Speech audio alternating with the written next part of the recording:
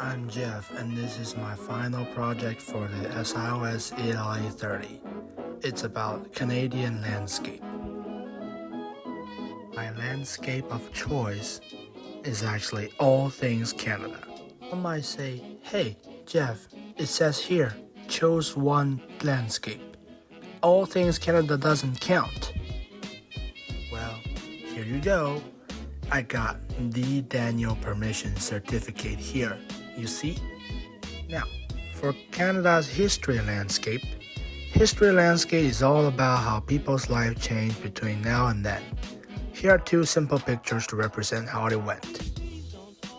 Canada, like some countries around the world, started going modern after being colonized by not just one, but two other countries, France and England.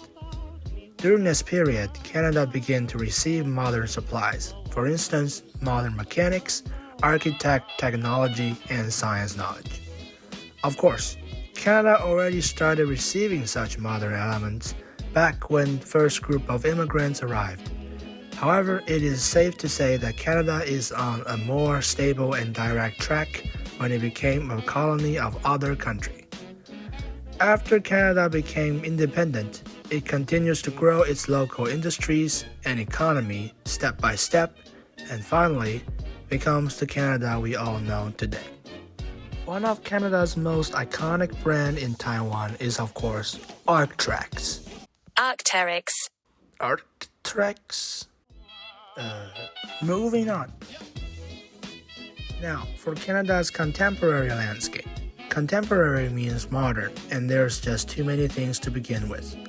Since some of which will be as the same as other countries like the US or British, for this topic I'm just going to share what part of modern Canada is the most popular to my knowledge. First, we have Justin Bieber. At the age of 15, Justin Bieber started his career as a pop singer and has become famous ever since. Though he faced a lot of ups and downs during this period, he now claims to have changed himself and will move along from his past mistakes, and he also wishes the world can give him another chance. Though have been seen for over 11 years, Justin still oftentimes stands on the top of the song chart whenever there's a new release. Let's see what this Canadian lad's got in storage for us. Next on contemporary landscape, we have Ryan Reynolds. As a famous actor, Ryan Reynolds holds tons of famous works and characters established. He had starred in multiple movie genres, including comedy, superhero,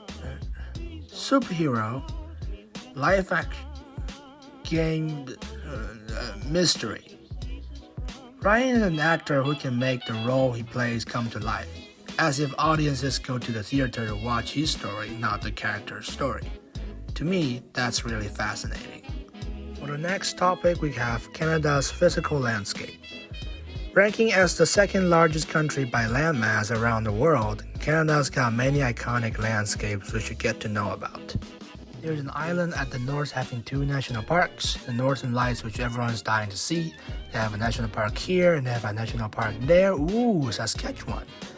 The ever-famous Rocky Mountains, which is the country's first ever national park, and of course they have the popular polar bear capital, Manitoba. Next, we have Canadian psychological landscape. Canadian people are most famous for their kindness and their optimism, and they always look at the bright side of life and how they sees Mother Nature and treats it as a part of their own. You can see here, even when I'm scrolling down the news, I can even sometimes find some random Canadian saving the environment.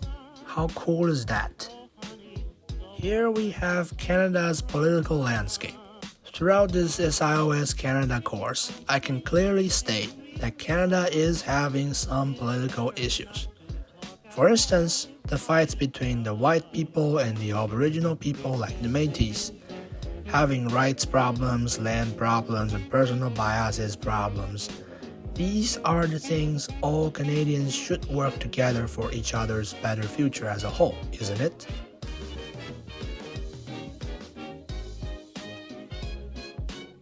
Last but not least, Let's hear from the song that best represents Canada, the Canada National Anthem itself.